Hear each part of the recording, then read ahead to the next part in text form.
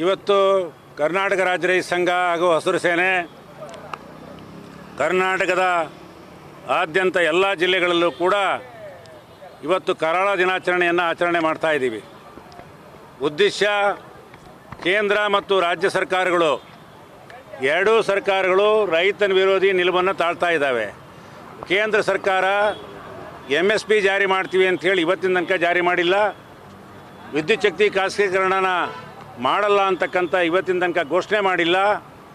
ಇವತ್ತು ನ್ಯಾಯಯುತವಾದಂಥ ಬೆಲೆಯನ್ನು ಕಾನೂನಾತ್ಮಕಗೊಳಿಸಿಲ್ಲ.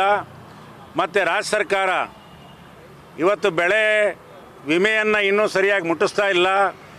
ಅತಿವೃಷ್ಟಿ ಹಾನಿ ಆದವ್ರಿಗೆ ಪರಿಹಾರ ಕೊಡ್ತಾ ಇಲ್ಲ.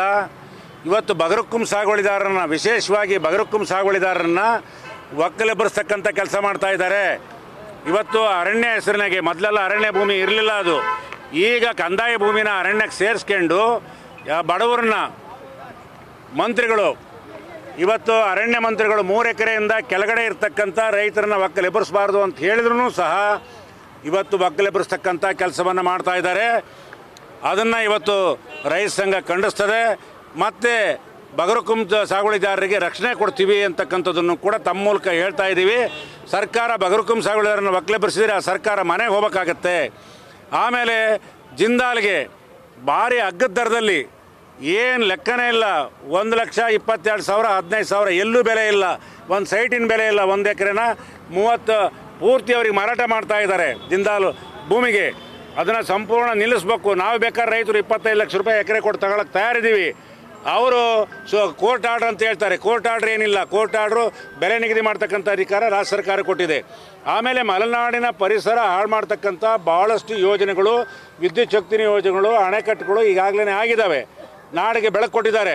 ಮತ್ತೆ ಪುನಃ ಬೆಂಗಳೂರಿಗೆ ಇಲ್ಲಿಂದ ಪರಿಸರ ಹಾಳು ಮಾಡಿಬಿಟ್ಟು ಇವತ್ತು ಮರ ಗಿಡವನ್ನು ನಾಶ ಮಾಡಿಬಿಟ್ಟು ಬೆಂಗಳೂರಿಗೆ ಹೋಗ್ತಕ್ಕಂಥ ಶರಾವತಿ ಯೋಜನೆಯೂ ಕೂಡ ಇವತ್ತು ಕರ್ನಾಟಕ ರಾಜ್ಯ ರೈತ ಸಂಘ ವಿರೋಧ ಮಾಡುತ್ತೆ.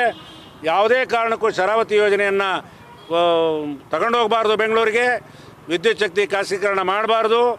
ಆಮೇಲೆ ಜಿಂದಾಲ್ಗೆ ಭೂಮಿ ಕೊಡಬಾರ್ದು. ಇವತ್ತು ಅತಿವೃಷ್ಟಿ ಅನಾವೃಷ್ಟಿಗೆ ಸರಿಯಾದಂಥ ಪರಿಹಾರ ಕೊಡಬೇಕು. ಬೆಳೆ ವಿಮೆಯನ್ನು ಸಂಪೂರ್ಣ ರೈತರ ಖಾತೆಗೆ ಜಮಾ ಆಗ್ತಕ್ಕಂಥದ್ದು ಮಾಡಬೇಕು. ಸರ್ಕಾರ ಇವತ್ತು ತುಂಗಾ ಲಿಫ್ಟ್ ಇರಿಗೇಷನ್ಗೆ ಹಣ ಕೊಟ್ಟಿಲ್ಲ ಅಂಥೇಳಿ ಮಳೆಗಾಲದಾಗೆ ಕೆರೆ ತುಂಬಿಸ್ತಕ್ಕಂಥದಕ್ಕೆ ವಿದ್ಯುತ್ ಶಕ್ತಿ ನಿಲ್ಲಿಸ್ತೀವಿ ಅಂತ ಹೇಳಿದ್ದಾರೆ. ಇವತ್ತು DC ಅವ್ರ ಹತ್ರ ಹೋಗಿ ಇವತ್ತು ಭೇಟಿ ಮಾಡಿದ್ವಿ. ನಿಲ್ಸೋಕ್ಕಾಗಲ್ಲ ಅಂತ ಹೇಳಿದ್ರು. ಅಡಿಷನಲ್ DC ಅವ್ರು ಹೇಳಿದರು ನಮ್ಮ AC ಆಫೀಸಿಂದು 22 ಲಕ್ಷ ಇದೆ, ಕಟ್ಟಿಲ್ಲ ಸರ್ಕಾರ ಅಂತ. ಅಂದರೆ ಇವತ್ತು ಸರ್ಕಾರಿ ಕಚೇರಿಗಳಿಗೆ ಸಿದ್ದರಾಮಯ್ಯ ಸರ್ಕಾರ ಗ್ಯಾರಂಟಿ ಯೋಜನೆ ಕೊಡೋ ಹೆಸರಿನಲ್ಲಿ ಸರ್ಕಾರಿ ಕಚೇರಿಗಳಿಗೆ ಇವತ್ತು ವಿದ್ಯುತ್ ಶಕ್ತಿ ಕಟ್ಟಕ್ಕೆ ಸಾಧ್ಯ ಆಗದೇ ಇರತಕ್ಕಂಥ ಪರಿಸ್ಥಿತಿ ಬಂದಿದೆ. ಇವತ್ತು KSRTC ಬಸ್ ನಡೆಸದೇ ಇರತಕ್ಕಂಥ ಬಂದಿದೆ.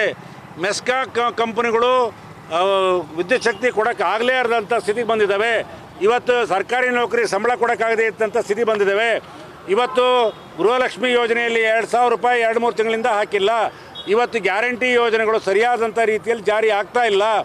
ಸರ್ಕಾರ ದಿವಾಳಿ ಆಗ್ತಾ ಇದೆ ಅನ್ನಂಗೆ ಕಾಣಿಸುತ್ತೆ. ಎಲ್ಲ ಭ್ರಷ್ಟಾಚಾರವನ್ನು ಮಟ್ಟ ಹಾಕಬೇಕು ಸಿದ್ದರಾಮಯ್ಯನವರು. ಭ್ರಷ್ಟಾಚಾರದ ಕೂಗನ್ನು ನಾವು ಪ್ರಾಮಾಣಿಕ ಸರ್ಕಾರ ಅಂತ ಅಧಿಕಾರಕ್ಕೆ ಬಂದಂಥ ಸರ್ಕಾರ 40% ಸರ್ಕಾರ ಅಂತ ಹೇಳಿ ಅಧಿಕಾರಕ್ಕೆ ಬಂದಂಥ ಕರ್ನಾಟಕ ಸರ್ಕಾರ, ಕಾಂಗ್ರೆಸ್ ಸರ್ಕಾರ ಮತ್ತೆ ಪುನಃ ಭ್ರಷ್ಟಾಚಾರದಲ್ಲಿ ಹಿಂಬಾಗಿಲಿಂದ ತೊಡಗ್ತಾ ಇದೆ. ಸಂಪೂರ್ಣ ಭ್ರಷ್ಟಾಚಾರವನ್ನು ನಿಲ್ಲಿಸಬೇಕು.